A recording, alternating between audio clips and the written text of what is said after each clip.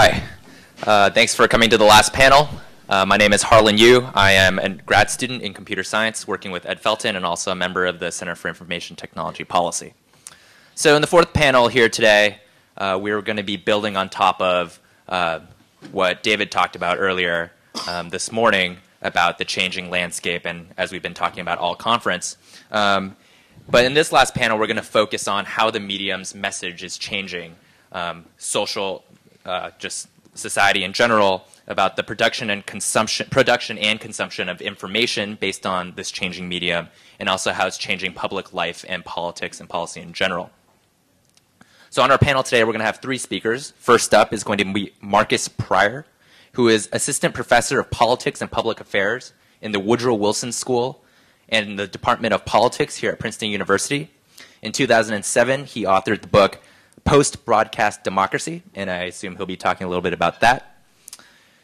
Next up will be J.D. Lassica, who is a writer and consultant. He co-founded and is the editorial director of OurMedia.com and is the president of the Social Media Group. And in 2005, he authored Darknet, Hollywood's War Against the Digital Revolution. And our last speaker today is going to be Ed Tenner, who is a historian of technology and author of Why Things Bite Back, Technology and the Revenge of Unintended Consequences, and more recently authored the book Our Own Devices, How Technology Remakes Humanity. So without further ado, Markus.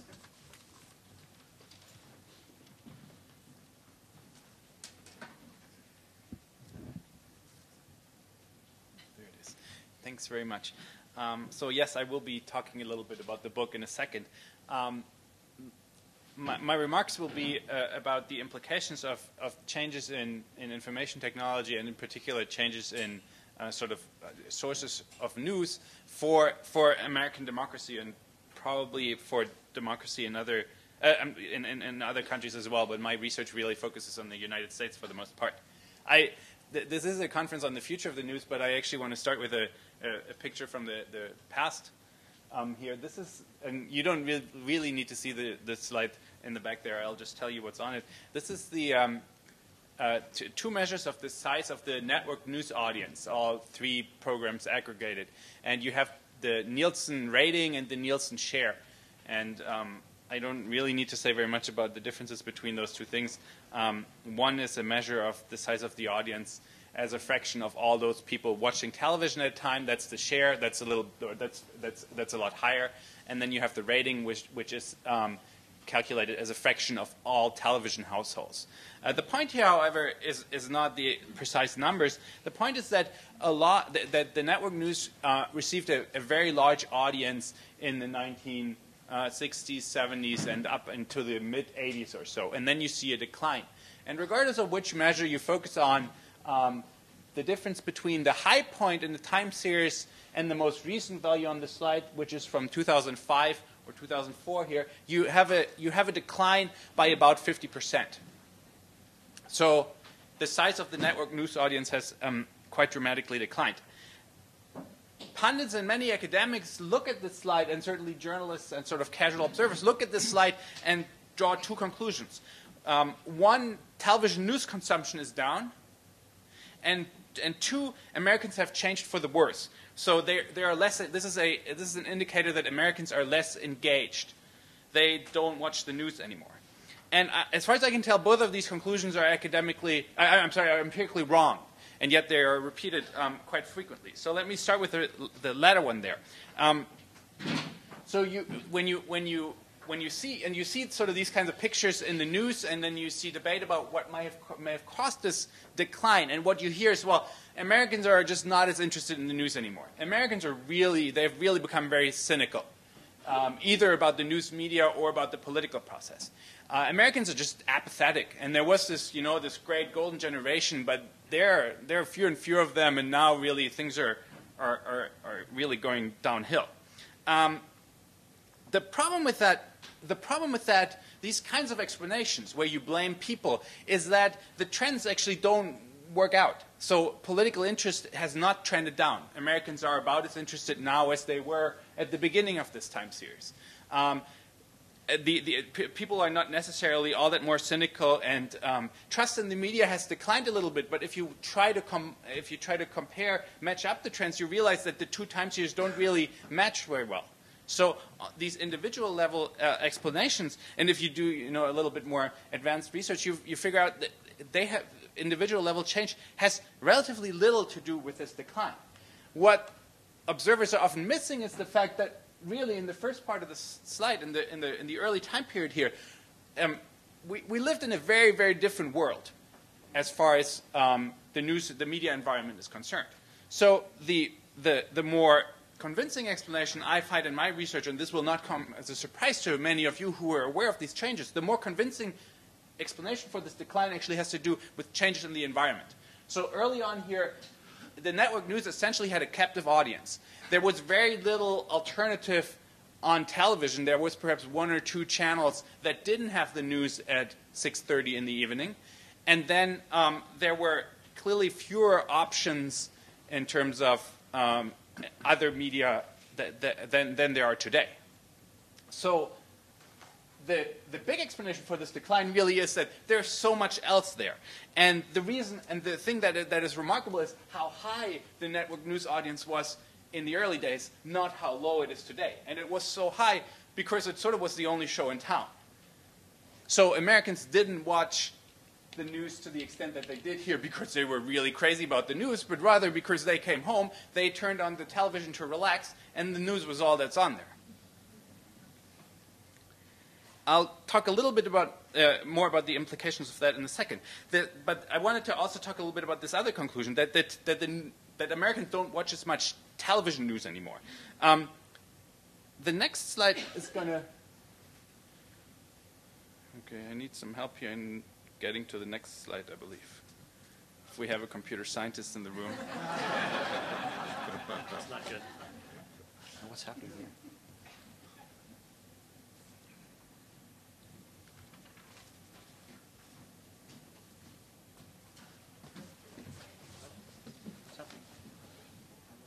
To go up and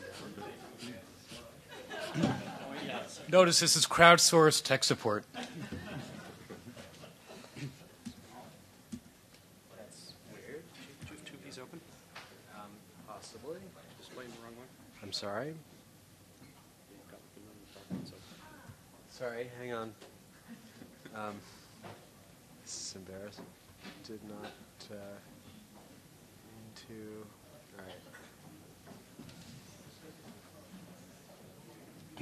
Exit PowerPoint. I just want to close this one. Yeah, sure. What is this? This is some other thing. That's fine. I got two copies of this. No, you mentioned the wrong one. Okay. Now go back to the other one. Oh. They're all gone. Okay. They're all gone. I'm sorry. As far as I can tell, this is also caused by too many options here on the screen. There's just too much going on. Yes, they're Get them back. sorry.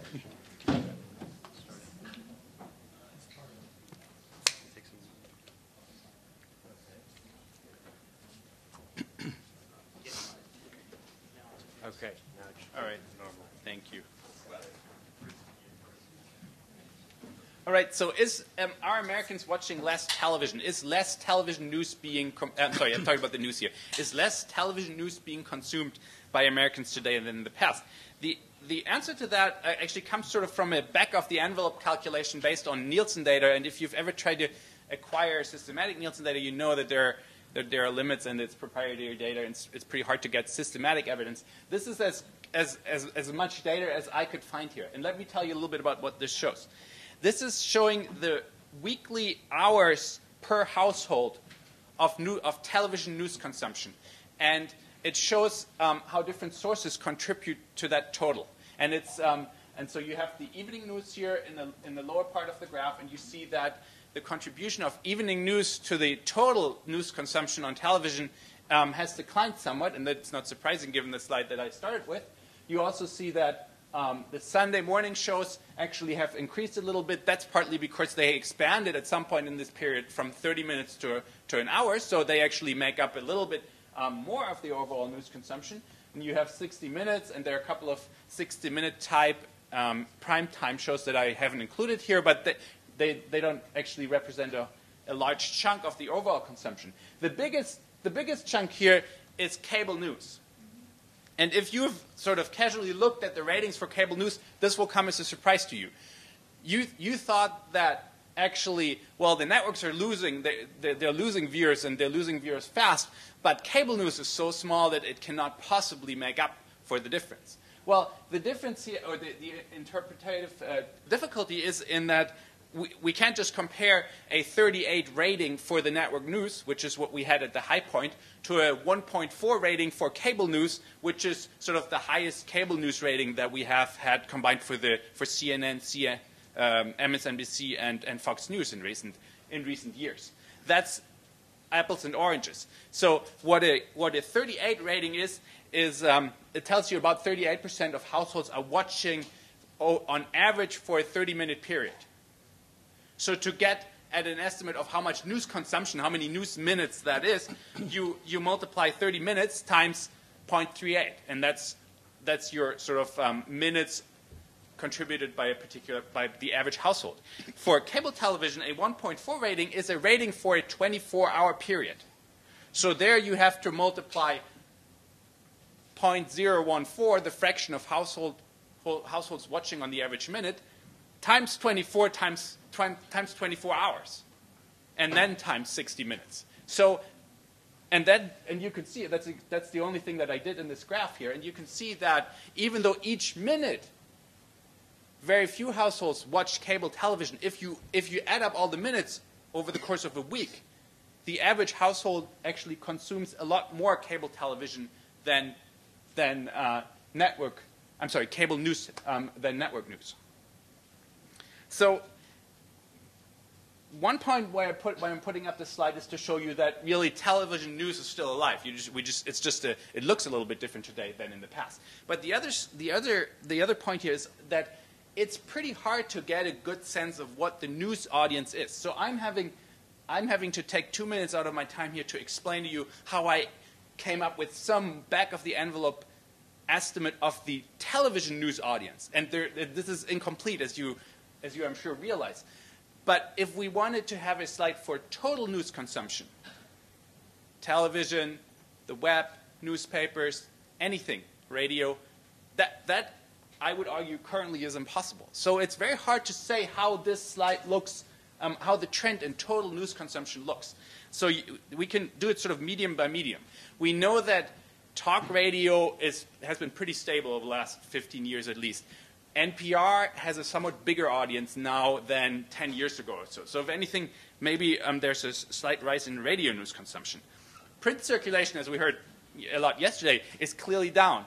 Yet online reading of newspapers is up. And it's very hard. I challenge anyone here in the room to figure out which of these two trends is more pronounced. This is a very difficult question. So it's probably fair to say that consumption of paid news is down, but consumption of overall political information, especially if you include web sources that are not online versions of newspapers, that might well be up. So the point here is this is a very, very hard question. Of course, we can get answers from survey research. We can just ask people.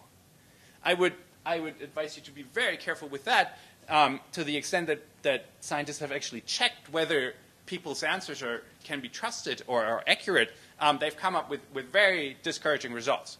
And it's partly because people like to say they watch the news, but it's also because it's a very hard question. So if I asked you to estimate the number of phone calls that you made in last week, even if you were willing to give me an accurate estimate, you would be all over the place. And if I then asked you, well, actually tell me how many minutes you spent on the phone. And that's essentially what we need to know in order to answer this question for total news. That's an impossible question to ask. So part of sort of the conclusion here is we don't quite know the trends that are most relevant for how a democracy would work if we assume that a democratic system works better with sort of a more informed electorate. But there is something here that we do know, and that is that whatever the exact total news consumption is, we know that fewer Americans are contributing today to the total than in the past. In other words, and this is deliberately a little bit confusing, fewer Americans consume, if anything, more news. So you had a pretty large segment of the population watching 30 minutes of news a couple of times a week and reading a paper perhaps here and there, but that was about it. And nowadays, you have a lot of people who take advantage of the alternative opportunities to tune out altogether, and their news consumption drops. And then you have a smaller but segment that's very well represented, I'm sure, in this room, of news junkies who are taking advantage to consume a lot more news than 30 minutes a night on the network and perhaps the paper in the morning. Now you can watch cable news in prime time. You can use the web at any time of the day, and there's probably more there than we can collectively process. So for some people, really, news consumption has gone up. Let me talk for a few minutes here about how can, if we can't measure news consumption, and if there is this idea of greater inequality in how it breaks out across Americans, how do we even understand what kind of differences that would make for politics? And the thing that the sort of analytic move I make in my work is to say, let's forget about measuring news exposure. That is currently too difficult. Instead, let's just ask people what they like. And I just use a very simple concept which I call relative entertainment preference. And it just makes a distinction. It just asks people in ways that I can explain if you're interested later. It asks people whether they prefer entertainment, any kind of entertainment, or if they prefer news and political information. And then this is a continuous scale, so a lot of people are sort of somewhere in the middle. But there's a fair chunk that really, if you ask them, would almost always prefer the news. And there's a larger chunk that would say, no, I don't really ever would want the news. What I want is entertainment. So I try to assess what kind of content do people like. And then if I use this measure in trying to predict things that we care about sort of from the political point of view, how much do people know, how likely are they to vote, how involved are they in general, what I find is that in the old world, in what I call the low choice environment, where you couldn't really take advantage of all these options that we have today, in the low choice environment, preferences don't matter yet. If you like the news, you can probably get a little bit more of it, but not excessively more, and you actually are not all that much more knowledgeable than somebody who really has a strong preference for entertainment. So preferences don't matter in 1970. Today, preferences are very important. I give you sort of a rough guess here, or a rough point estimate of how important. Again, the numbers aren't all that crucial here for this presentation, but the news junkies, the people who prefer news to entertainment, they are substantially more knowledgeable and more likely to vote today than the entertainment fans who prefer entertainment, but only if they have access to new media. So this is actually, you can still do this today. I did this like about 5 to 10 years ago when you still had a fair amount of people without access to the internet, and you're in cross-sectional survey data. And so this is all based actually on either very short panels or cross-sectional survey data. So you're comparing people who still live in the old world to people who already live in this new media environment of great choice. And you find that preferences matter only among the latter. And you hope that you're controlling for the other differences between these two groups. Okay, let me just point out some, and this is my last slide, just point out some sort of key implications here.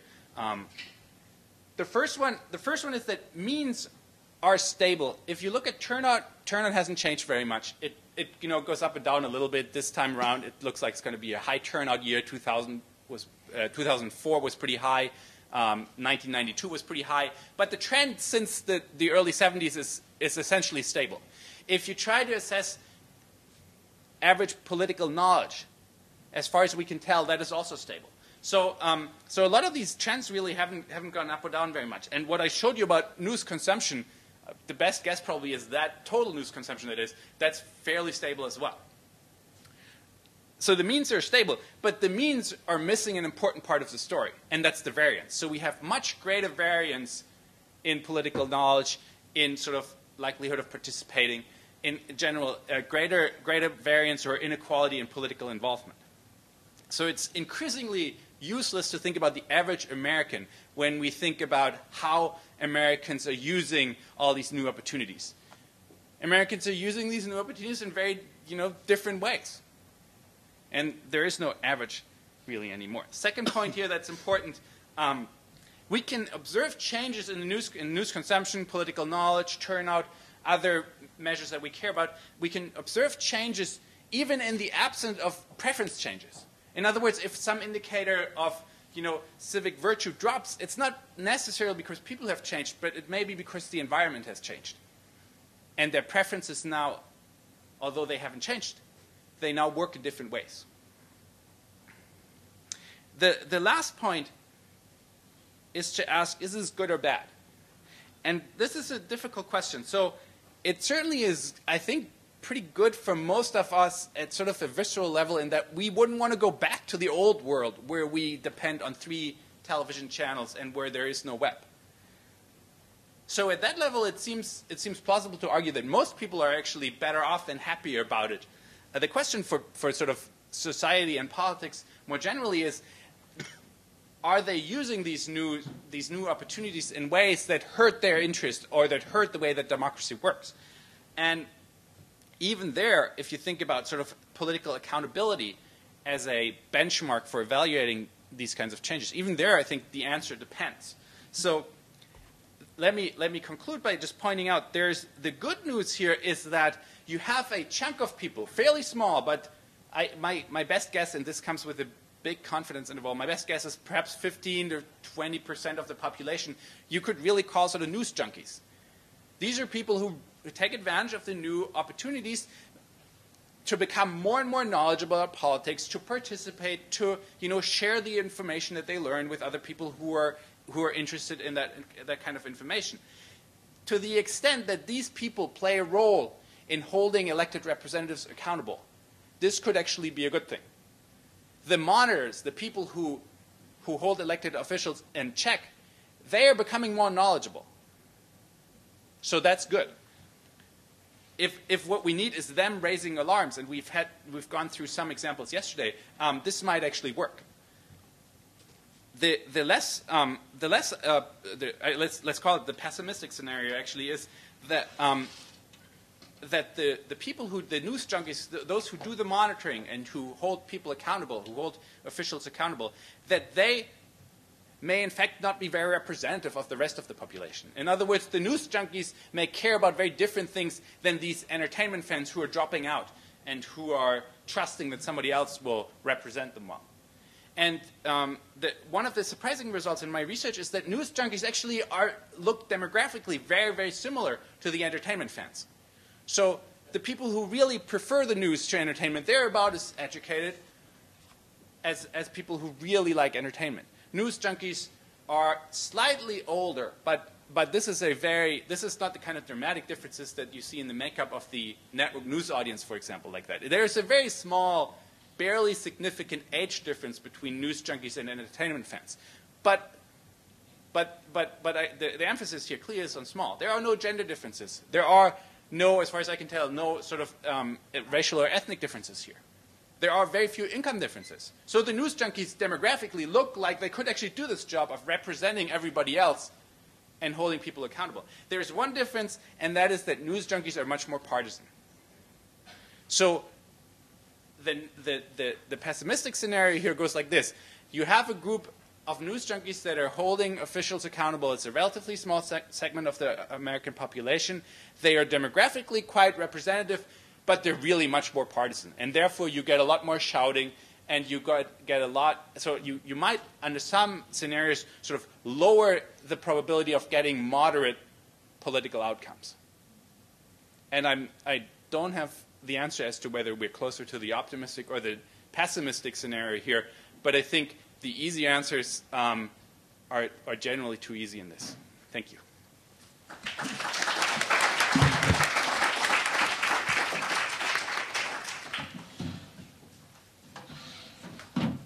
This is your PC.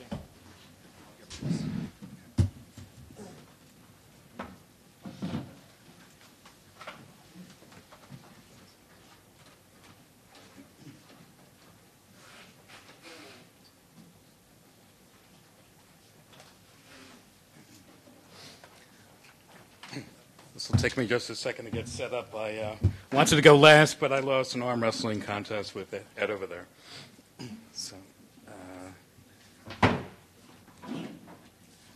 okay.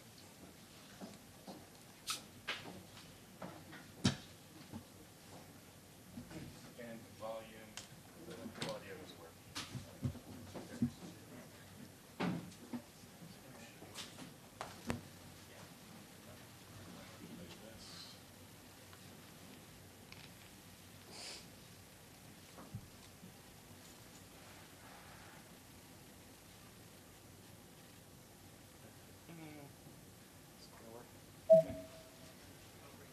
Okay. And by the way, so I'm a blogger at socialmedia.biz. So if you go over to my site, you'll see an interview I did with Ed yesterday on the Future of News conference. So this is how fast this stuff can get done. Markus, is it okay if I borrow your microphone? Let me see. I don't like standing at podiums or. There's actually a wireless right there. It's okay, unless you mind. Okay. Actually, it's not as the AP style book reminds me, it's not a podium, it's a lectern.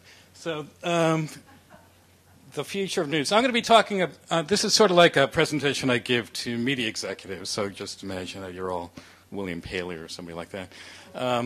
And the thrust of my talk is going to be mostly about how the media and the news media need to reinvent themselves for the digital age. And my background is basically, I worked in the dried ink on dead trees industry for 20 years. And for about 11 years, I was at the Sacramento Bee. And then I went over to Microsoft and was there for a couple of years and went into various tech startups. And then wrote a book, Darknet. I'm now involved with social media startups.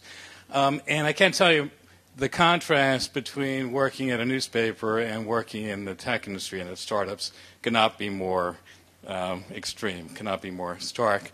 And I think one of the things that newspaper folks and people in the news industry have to do really is to sort of start thinking about how they can reconsider some of the things that they do in their culture to embrace the fast-moving media sphere. There's been more change in the past 5 years in media than we've seen in the past 50 years probably, and that rate of change is only accelerating. So this is my kid, Bobby, and I think he's sort of emblematic of the new generation. They relate to media in entirely different ways than former generations. If you look around the room at these portraits on the walls, you'll see, this looks like the people who run old media, traditional media, without much exception. And the problem is that they grew up in a certain kind of media experience, and that's what they know, and that's what they know it in their bones. But they're not all that clued into what the younger generation is doing. So I think I wrote in my book Darknet that you sort of have to look at the people who are coming of age now, and you're really looking at the people of the future. So it's just interesting. I sort of use Bobby as a little lab rat sometimes as an experiment to see how he relates to media, and it's entirely different than how we do it in terms of game playing and using TiVo and video on demand, that sort of thing. So here's what's happened. This is sort of like the distribution channels of media. In the past, as Markus said, everybody basically got their news from a couple of different sources. The 7 o'clock news, the the monopoly newspaper landing on your doorstep. But the entire media sphere and the news business has fragmented over the past few years. So you've got everybody sort of sucking down news on their wireless devices. The iPhone is really exploding in popularity. You know, if you're a web publisher, you have to not just worry about your website, but other kinds of forms of distribution like RSS, network digital TVs. I'm waiting for the advent of the electronic newspaper. I hope it's not too far away in terms of, I think there's a company called E-Ink in Cambridge that's sort of working on that. And since this is like the last panel of the day and everybody's sort of tired after today, so I wanted to play like a rock and roll video that sort of explores some of the changes that we're seeing. So.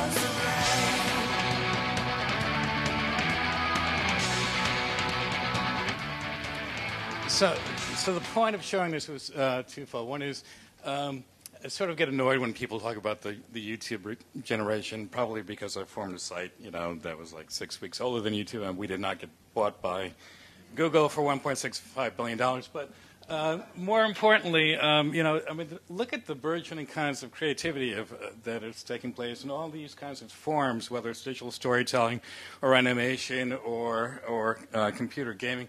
That's all taking place in somebody's community, and it's not appearing on your newspaper website. So I think, you know, there are real opportunities here to leverage the kind of creative talent that's happening at the grassroots level in your own community.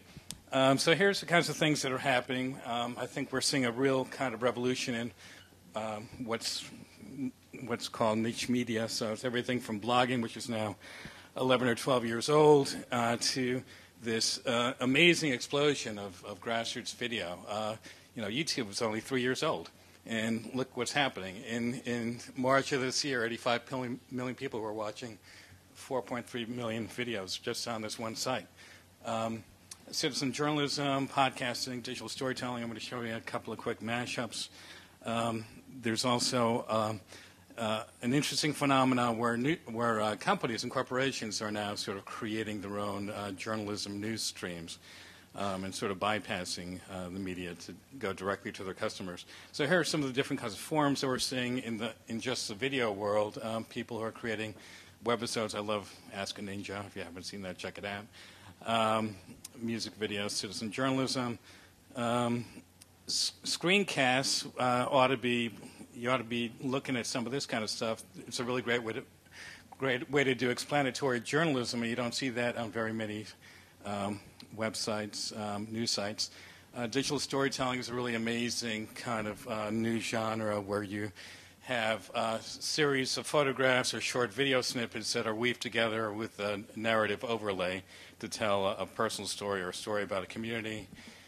Stop motion photography didn't even exist a couple years ago, and now people are sort of weaving together photos to tell a story. There's Dick.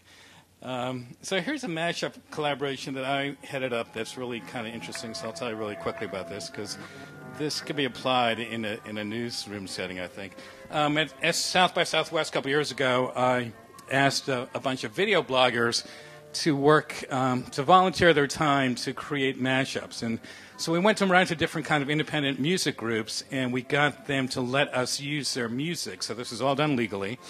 And we said, okay, now we've got this music, so we need some imagery. So either it's stuff that you've created or that you can find out there that's licensed or that's in the Internet Archive. Why don't you sort of put together a story, a montage of different kinds of things that sort of relate to this music?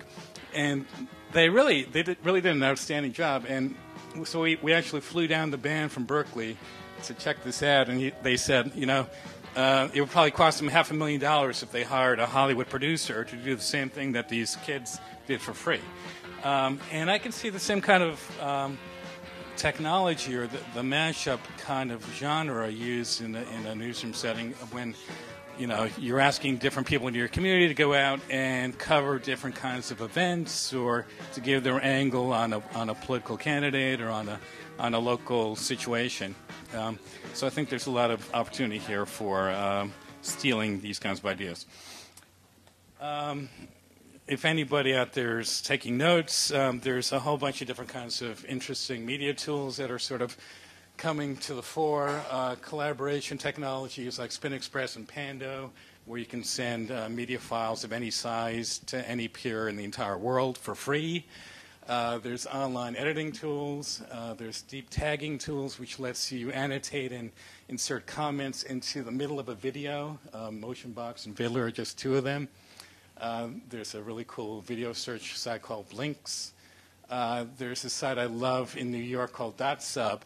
And if you have a video that's in any language in the world, you can put it up on the site and then see if other people who know that language, whether it's Urdu or Russian or Armenian, can come and just translate it, sort of Wikipedia style, and then you'll have subtitles that sort of tells you exactly what they're saying, in any of these, in Pakistan or China or Iran. Magnify.net and ourmedia.org, my site, let you create a channel. And we also have a learning center on our site for people who want to figure out how all this stuff kind of works. And it's all licensed under Creative Commons, so you can actually put it on your own site and invite your readers to sort of become producers. There's a new phenomenon also that I call peer-produced news. How many here have heard of Alive in Baghdad? A handful of you. This is a really amazing site. They keep winning Webby Awards every year, but they're about to go out of business because they don't have any funding. So it's a group that is based in Philadelphia, but they've got stringers in Baghdad that go out on the streets of Baghdad and capture first-person stories of what's really happening in Iraq. And sometimes they do that, under risk of personal injury. And then they produce this stuff collaboratively.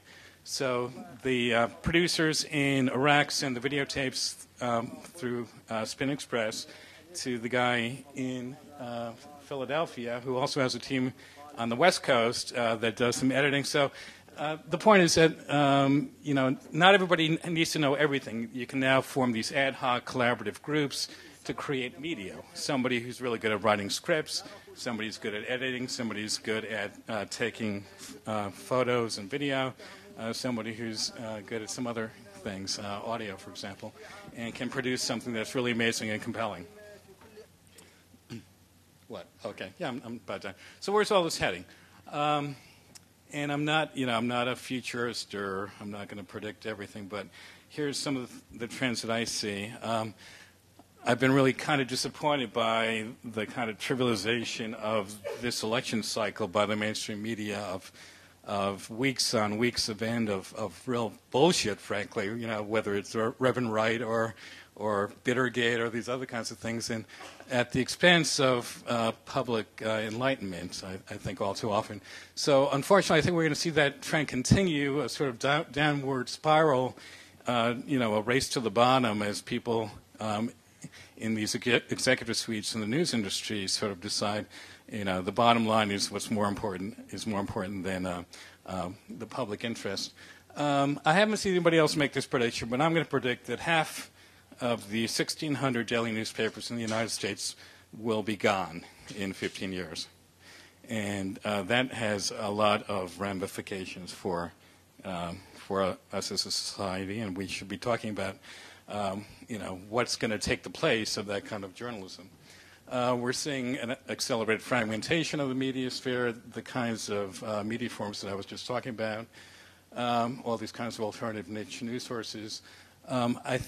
I disagree with Steve a little bit about the importance of social media. I think social media is going to be a really big part of the solution of how traditional media companies can sort of re-engage their audiences, to bring them into the conversation, to make it less of a lecture, and to engage them in a more direct way.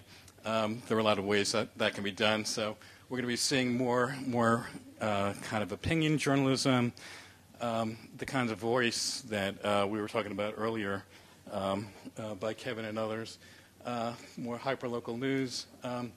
All this is taking place at a time when legacy business models are really under the gun.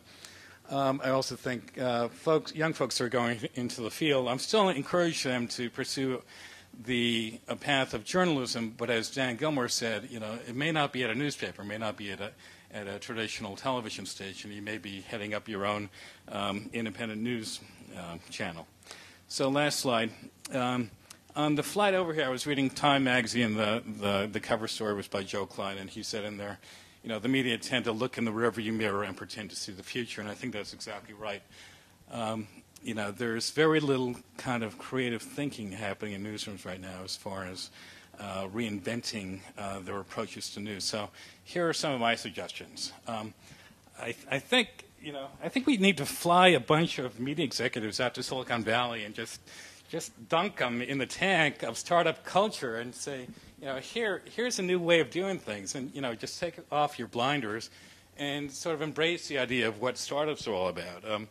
I've said a couple times in the past, blow up your websites, almost start from scratch, and just be open to new approaches. I'm actually flying to MIT next month to talk about an idea of creating a sort of university-wide skunkworks program to have some of the best ideas that are sort of bubbling up in both the academic communities and newsrooms around the country, because there is some interesting stuff happening out there, and sort of capturing that and then sharing it, under a public domain or a Creative Commons license, put it on a open source network, whether it's Drupal or something else. Start thinking about using some of these new interesting things that we're seeing out there, whether it's Google Map mashups. Geotagging, I think, is really important, and it's really underused in the newspaper industry. Your people, your readers, your users live in your communities. There are ways that they intersect with each other. We saw it on the last panel. Some of the kinds of social graphs that could be used on a really interesting kind of day-to-day basis. One of our mottos in the Valley is "Dare to Fail," and I think that is sort of like anathema to newsroom folks. But you know what? I mean, everybody fails, and all you do is start over again. And if you do that, you're more willing to experiment. Last thing, just that news is a sort of process and a service, not necessarily a finished product, as we've been talking about throughout this entire conference. You got to stop thinking of newsroom news products as something that just comes out yesterday and that you put online. And I think this is going to have a real impact on our traditional notions of what journalism or professional journalism is. I think objectivity is sort of under assault. More and more people want to see the kinds of open, transparent, personal voices that you're now seeing in the blogosphere. That's really appealing to people. As Mark suggested, the notion of exclusivity might be going away, where you start pointing to other sources, whether they're even your competitors, on your websites to sort of provide value to your readers. And just think about the idea of more nimble, smaller, kind of diversified operations, whether or not it's launching new niche sites or taking small teams of people to move from experiments instead of just, plying their trade and putting out the paper the way they've been doing for generations. So after I leave, I'm flying out of here after the panel, but I'm always interested in talking to folks and continuing the conversation, so you can always reach me on Gmail, and I hope we can have a conversation. Thanks.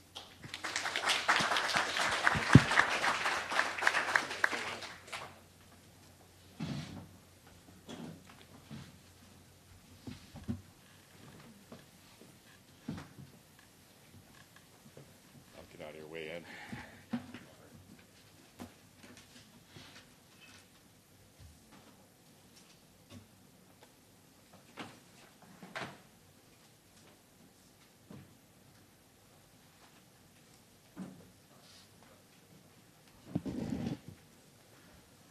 Well, we've just heard about. Is this microphone on now? Okay. Yeah.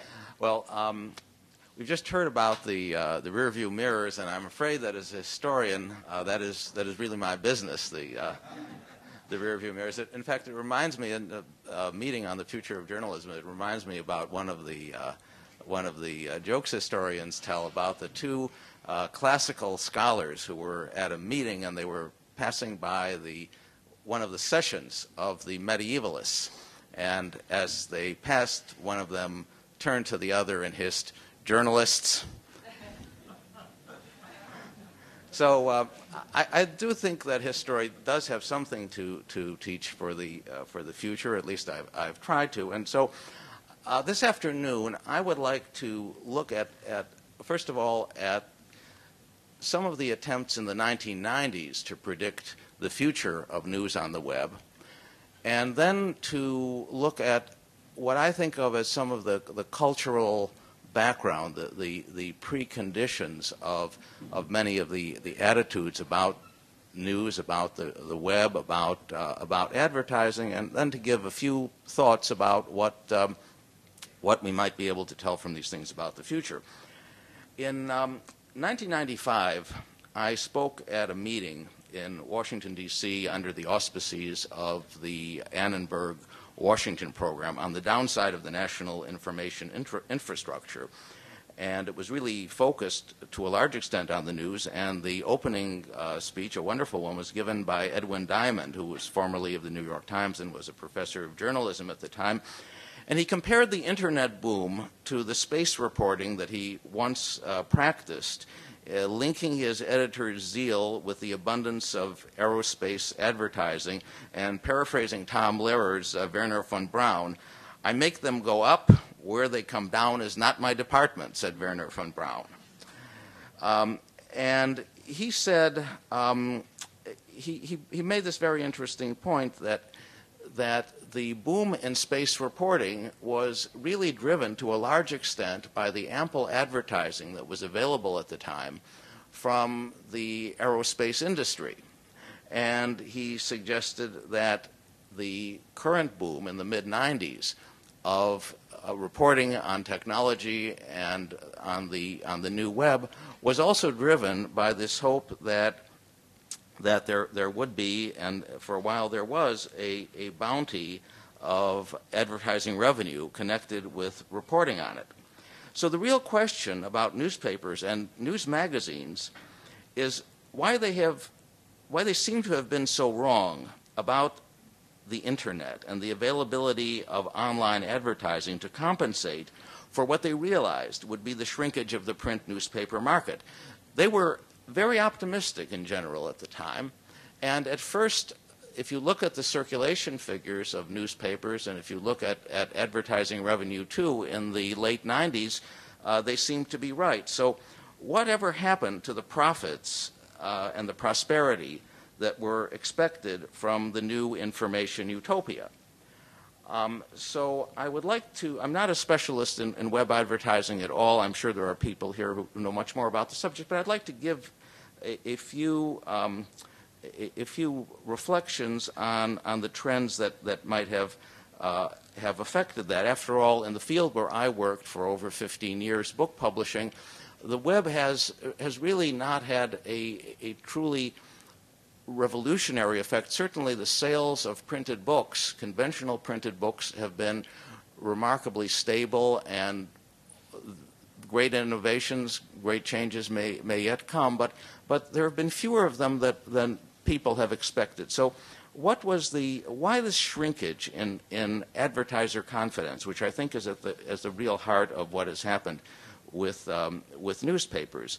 I'm just describing trends and implications. I'm not taking sides, but I see this as not so much as a revolution, but as a revelation of trends that had already been underway. For example, catalog marketing and the special interest publications of the 1970s, and the crisis of middle-class magazines that had preceded the crisis of newspapers. There are two trends that I see that are important as background for this. One is the desacralization of authority. We have had, on one side, growing economic inequality, but it's been accompanied by another form of democratization, a softening of the respect for many professions, including for the ideals of professional journalism. There was a supposed New Yorker cartoon of a Park Avenue lady at breakfast, and I haven't actually been able to find this in the DVDs of the New Yorker, so it may have been an elaboration of another cartoon by James Thurber. But this lady is saying to her husband, "I never know what to think until I've read Walter Lippmann." And of course, this was a parody even in the 1930s or 40s or 50s or whenever it appeared, but I think it points to a very interesting change in attitudes, that there once were personalities in the media, and especially in newspapers, who had that kind of respect, who inspired that kind of awe, and were common bases of discussion. Today's commentators have fan bases, but none really has the same kind of broad cultural authority that the network anchors to once had. There is absolutely no successor to Walter Cronkite. So the legacy of the question authority bumper stickers of the 1960s are really very much with us. And you can see quite a bit of evidence of this elsewhere in the culture. For instance, take the medical profession, always the gold standard of professional authority, and there are much bolder challenges to what is the received, what are the received ideas in medical schools. Much more assertive websites, for example, devoted to alternative medicine and homeopathy and other ideas that medical researchers believe have really been refuted. Now, I'm not trying to comment on this one way or the other, but just to say that people are taking a lot of things into their own hands where they had once trusted much more to authority. In law, one of the big events was the foundation of Nolo Press and the growth of online legal forums and other online legal advice. If you look at the more recent profession of certified public accounting, it's interesting to see what happened with Arthur Andersen. Arthur Andersen wasn't just another one of the big accounting firms. Arthur Andersen was the standard setter of the whole accounting profession. Arthur Andersen's school near Chicago was really almost the West Point of accounting. So the fall of Arthur Andersen is also a sign that many of these great authoritative institutions have also weakened themselves, and more recently we've seen what's happened with the bond rating services and the criticism that they have incurred. Well, when we look at journalists, we see that they were relative latecomers to the professionalization movement. The University of Missouri School of Journalism was founded in 1908, Columbia in 1912, and the Medill School of Journalism at Northwestern in 1921. And the newspaper as a medium by and for professionals, I think really has lost a lot of its appeal, because this ideal of professionalization and trust for the professional also has been eroded, not really destroyed, but people feel more empowered. And I think the new media that we've seen are one side of it. And I think there are wonderful things coming from them. I'm not criticizing them at all, but I do think that one of the positive things about respect for authority is that sometimes people really are determined to live up to that respect. The professional ideal is sometimes one that actually does inspire people to do their best. So I don't think we should really hasten to say, well, good riddance to all that. I think we do lose something. There's another related side, which is might be called the inversion of prestige. In the 19th century, something that Paul DiMaggio has documented really beautifully, there was a movement, a very conscious movement, to differentiate between high and low culture. Lawrence Levine wrote a great book on that subject too. And the idea was that in the middle of the century, you found a mixture of popular, what we would call popular and high culture in the same setting. There would be popular performances of Shakespeare. Working class people would come to it. People would talk during the play. They would talk during concerts. It was really much more of a contemporary scene, in the sense of a kind of irreverent mixture of things than what happened later in the century, when the influential people of the major cities decided to put high culture on the pedestal that we've known for a long time. Now, there's been another trend that's been described by the sociologist Richard Peterson under the title of snob to omnivore. And what has happened has been that the wealthy really have, and people who are fans of high culture, have been going back to mixing so-called high and low culture much more than they did in the recent past.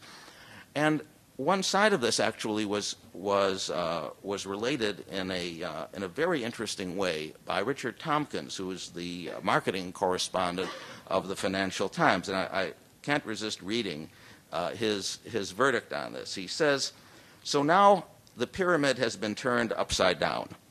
At the top, you have the masses, whose vast spending power has determined that popular culture, once known as low culture, is now the dominant form. Next, you have the aspiring middle class, aping the new ruling class by mimicking its ways, swearing, watching football, and enthusing over the trashy and the vulgar. And at the bottom, you have the few sad old farts who are still going to the opera and reading Proust."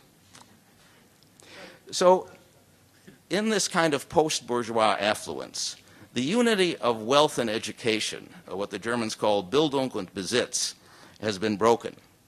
And on top of this all, you also have an inversion of the age pyramid, because the people who are buying advertising, the people who are really wielding this cultural power and deciding the fate of organizations, very often are themselves in their 20s. Now, their bosses may be much older, but the bosses have delegated this power to the young on the basis of the idea that only the young can tell what the young want to buy, and the future is with the young, and as the people at AARP are always saying, they're ignoring that a lot of the real spending power is still with the older people who are still reading print, but that does not really sway many of the people who are making these decisions.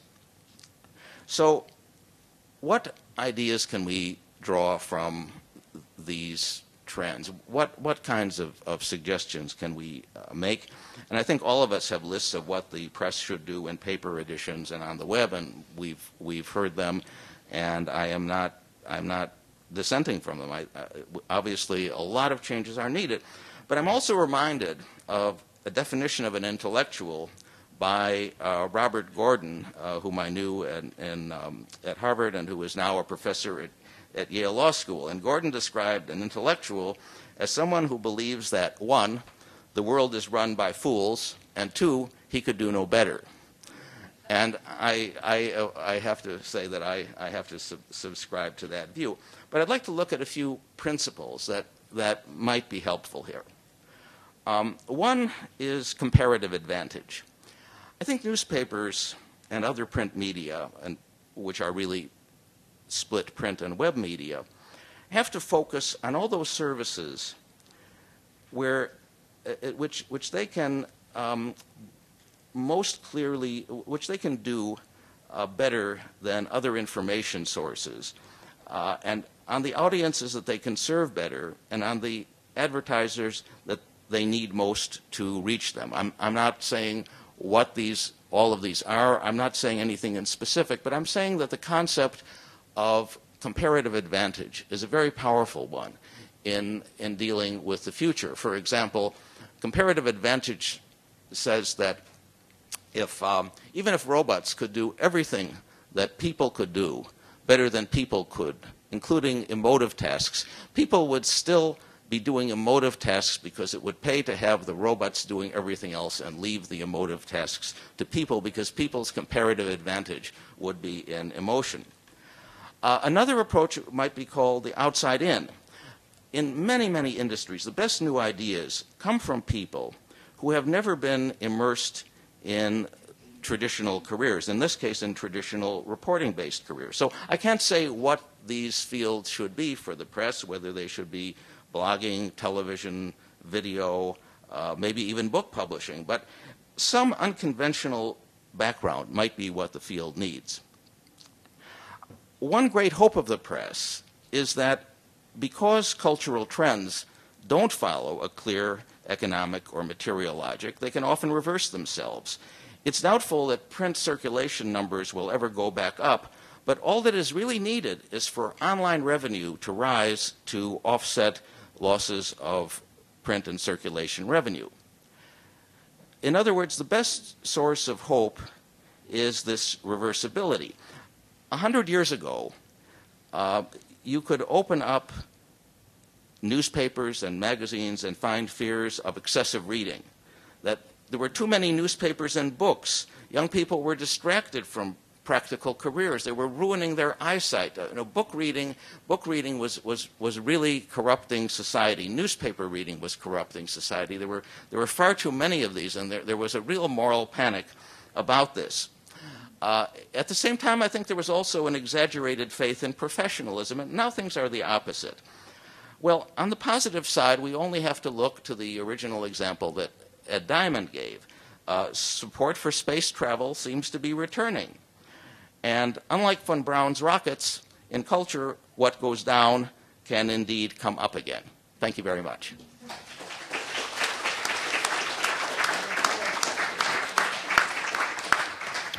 Thanks to the panelists. We'd like to open the floor up to questions.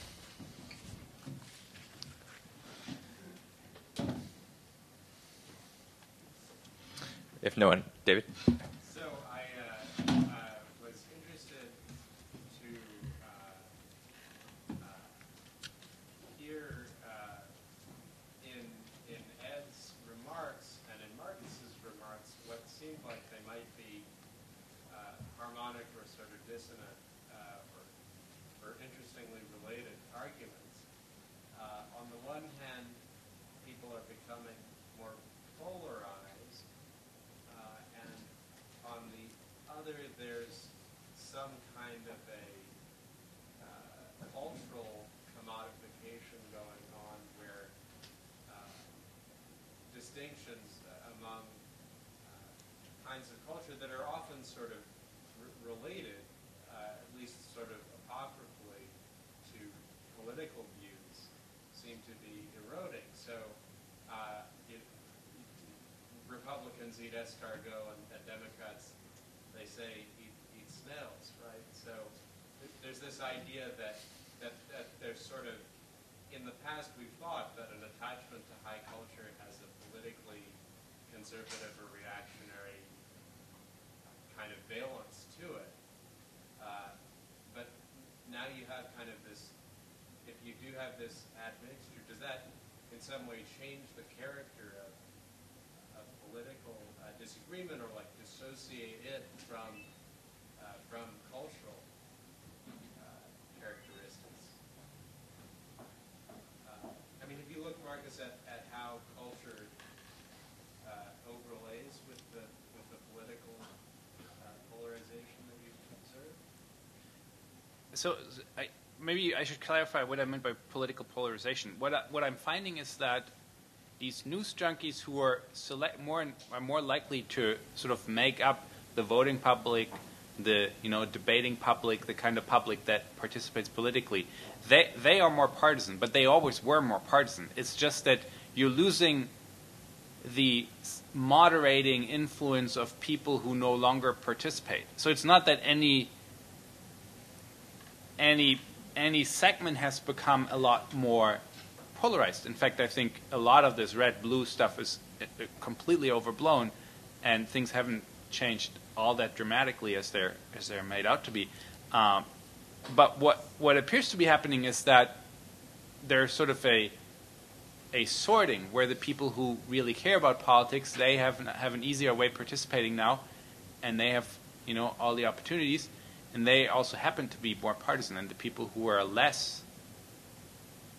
who care less, who are either indifferent or more moderate, they're tuning out. So you have a sorting there. You don't have, I don't think, a large overall change toward more polarized culture or politics at the mass level. Tim. I have two questions. One of which is very quick. You said there's no demographic differences among news junkies and others. Does that include levels of education? So, okay. I was wondering if you could talk a little bit about what Paul Starr said at the keynote at the beginning of this conference. He made a couple of statements that seemed to me to be directly contradictory to what you said about levels of engagement with the news declining and so forth. Do you think that's true? Does he have different figures than you, or?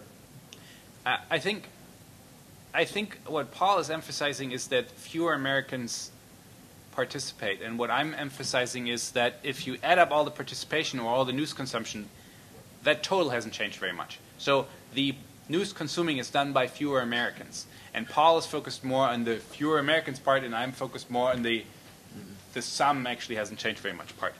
Yes, that's exactly right. That's right. Good. That is the difference between what we say. So I think they are consistent. Yeah, Steve. When you're talking about political engagement, are you referring to following national and international stories? Because that has been the focus of the media. And perhaps these people are falling off. Perhaps they're doing good things, being more involved in their community, with their friends, in the private sector. Maybe this is a healthy phenomenon. Most specifically or empirically, I'm looking at people's ability to answer political knowledge questions correctly in surveys. So using sort of factual information questions and seeing whether that has changed either over time in terms of the average number of questions that people get right, or whether some are getting more and more questions right and others are getting fewer and fewer questions right. Still, I suspect these are questions are about national and international affairs, aren't they? Yeah, there are a mix of questions, and political scientists typically assume that you can really just fit them all on one dimension, so that there's either high general political knowledge or low general political knowledge or something in between, but that these, like the differences between different issue domains are sort of secondary. But that, to some extent, that is just an analytic simplification.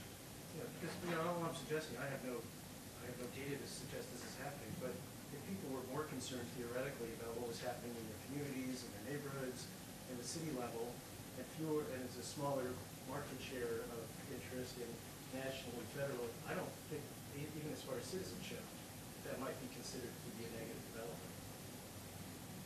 hypothetically, I agree with you. I don't think we have the evidence to assess that clearly.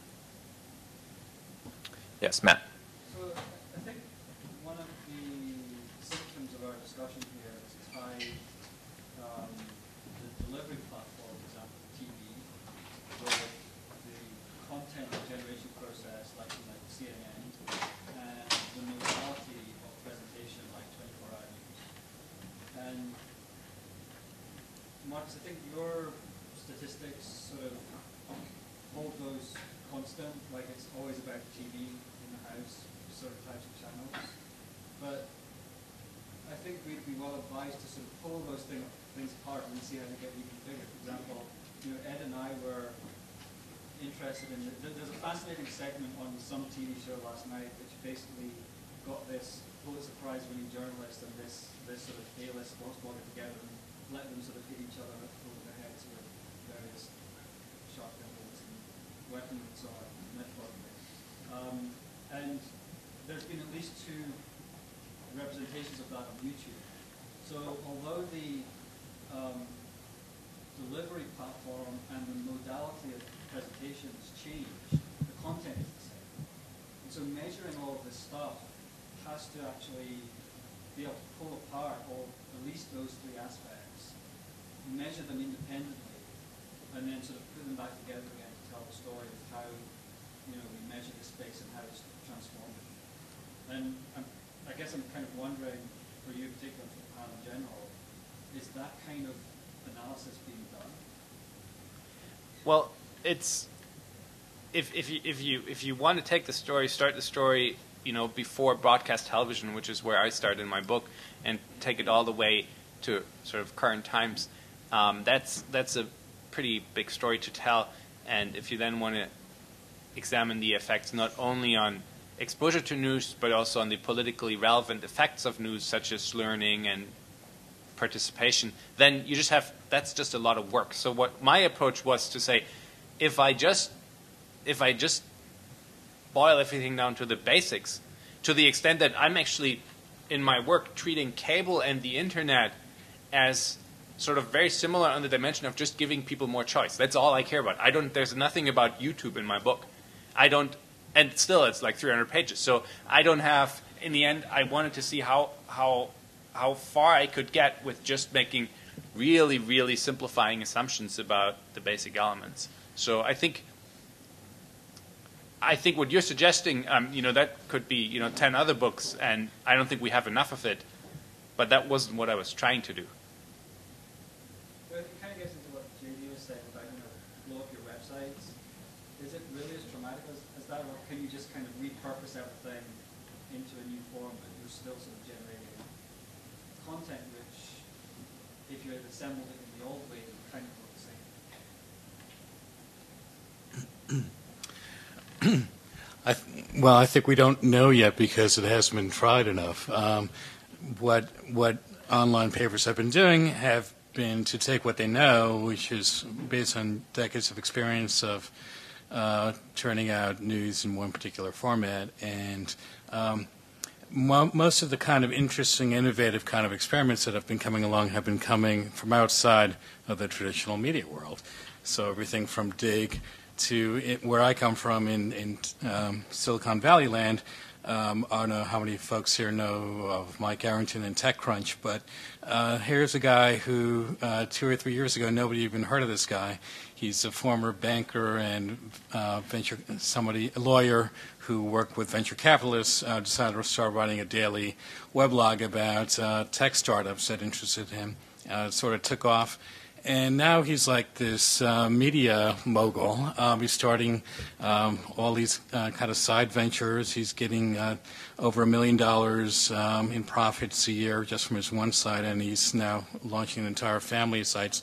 And TechCrunch is, I haven't seen the latest stats, but I'm sure they're blowing away the San Jose Mercury News website, and which has about 100 times the staff and resources.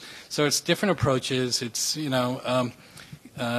holding on to some of the kinds of things that have worked over the decades, and certainly the precepts and standards of journalism, but letting go some of the conventions that have been built up that really don't have a place, I don't think, in the digital world.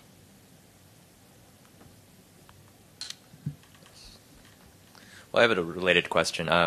So we've been talking a lot about the changing behavior in terms of the consumers of information, in particular in the political realm, as Markus talked about. I was wondering whether or not this sort of change in medium and sort of the environment in which people get information, how this is changing the behavior of people who are actually the subject of news. So, for example, in the last couple election cycles, whether the candidates have changed the way that they present themselves, or possibly, you know, the issues that they talk about, whether these issues are easy to present in this new medium or more difficult to present, maybe because the sound bites are getting shorter, and whether you've either just seen generally or studied academically any of the changes in how the actual actors or the people who are being reported on, in particular the candidates, have changed their behavior.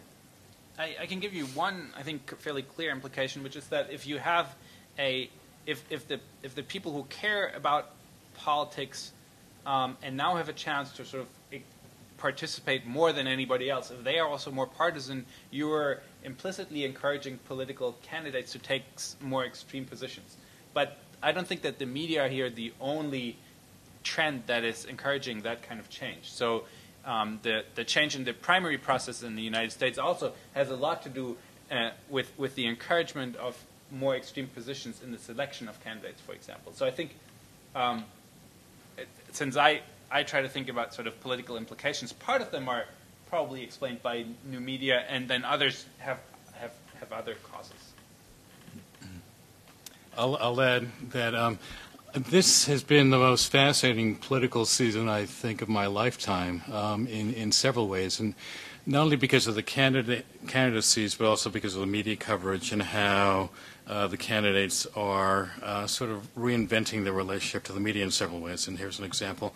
If you go to Barack Obama's site, you'll see quite a different approach to how he sort of interacts with both, of sort of disintermediating the media in some ways by posting a lot of his in-depth position papers on his site, of having a social networking capability where people can connect with each other and then meet offline in real time, of really making them feel like they're participants in the situation.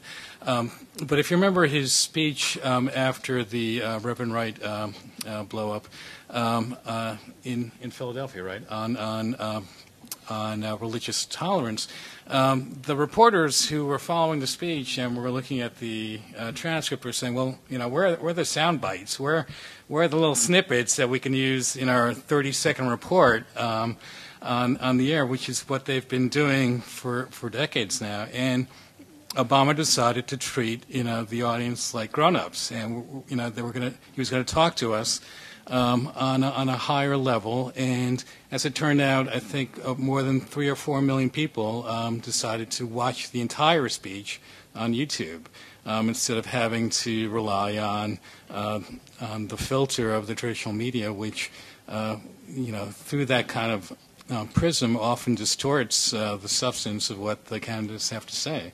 So I think this is a positive development, and it's sort of interesting to see where it's going to go, and if Obama wins, how that's going to play out in the next 4 years.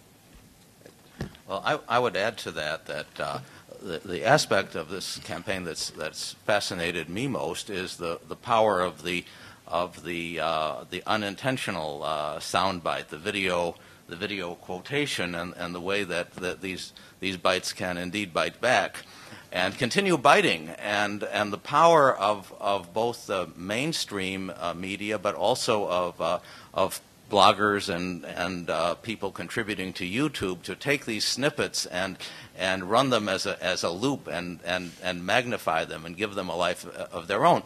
So I see, I'm curious about what effect this might have on political rhetoric and speaking, whether people will be now very focused on not giving the opposition anything that can be used in that way, and whether that might have some effect on public speaking. I think it's also interesting that Obama's famous bitter remark was, as I'm sure most of you know, was actually leaked by a blogger from who was favorable to Obama from a meeting that was supposed to have been off the record. So this is another way in which this new citizen journalism may be having all kinds of repercussions on the practice of political campaigning and politics and speaking that we can only begin to speculate about now.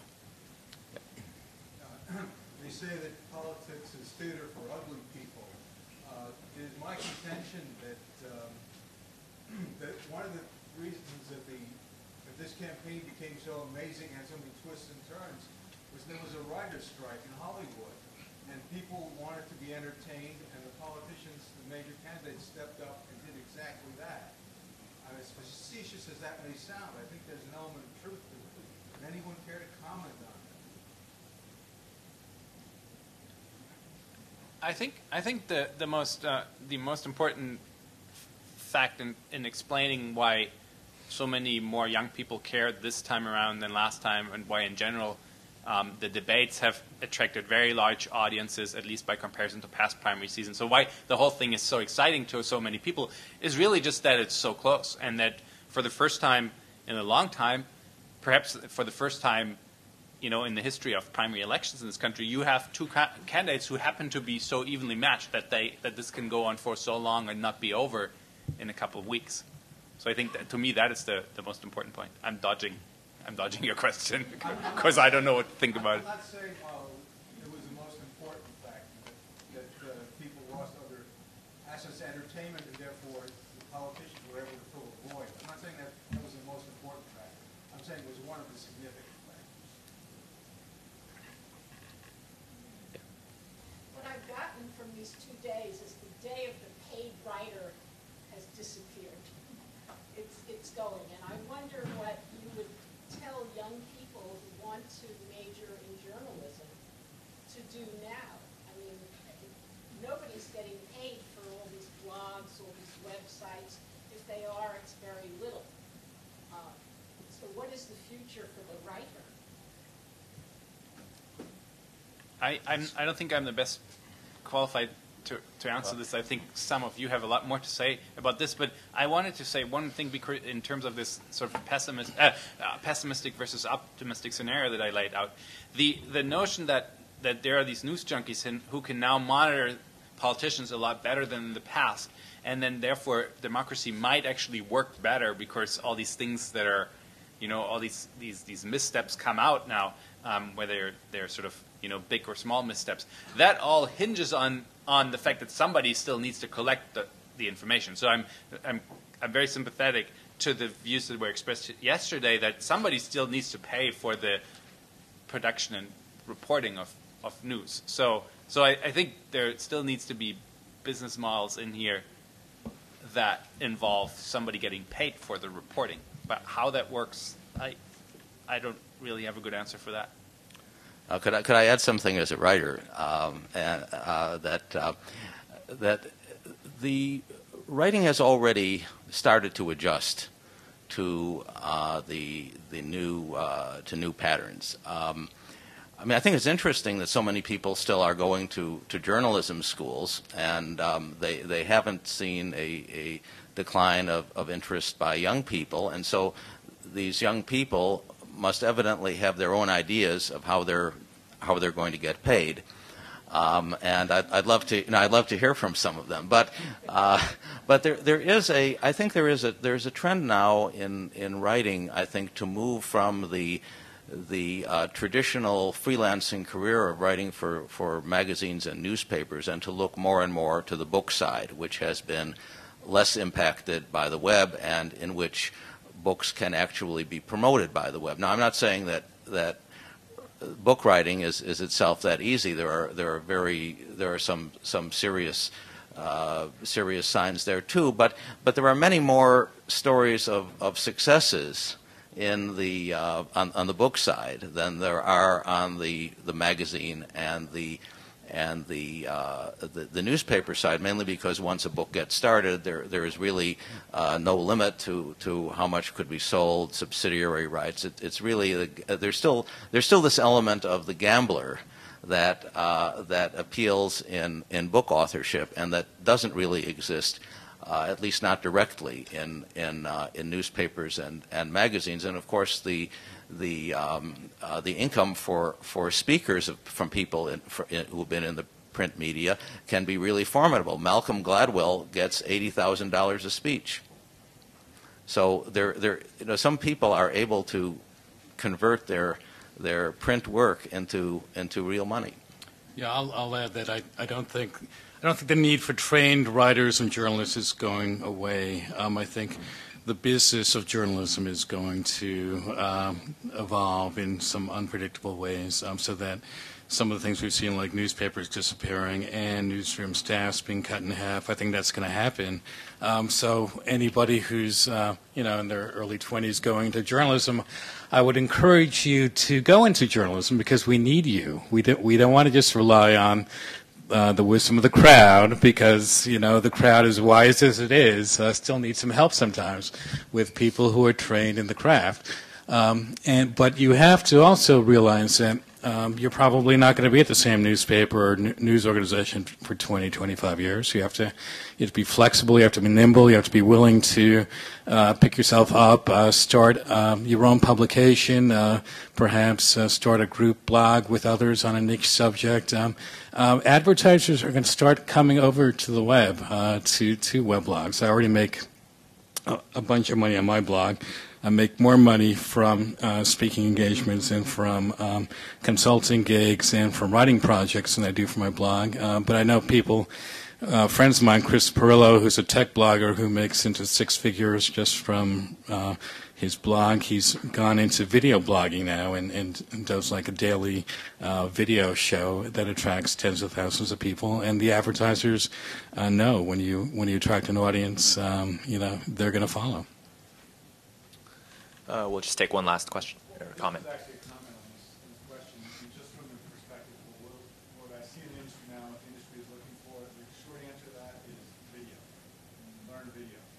We really didn't touch on that this much here, but anybody who's being hired into a print newspaper these days is going to be asked to do video. Whether you're a videographer, which is a little different, right? That's one of the photography type, but even reporters need to be able to do some form of video. Be able to tell in some way a story, video as well as writing. All right, please join me in thanking the speakers.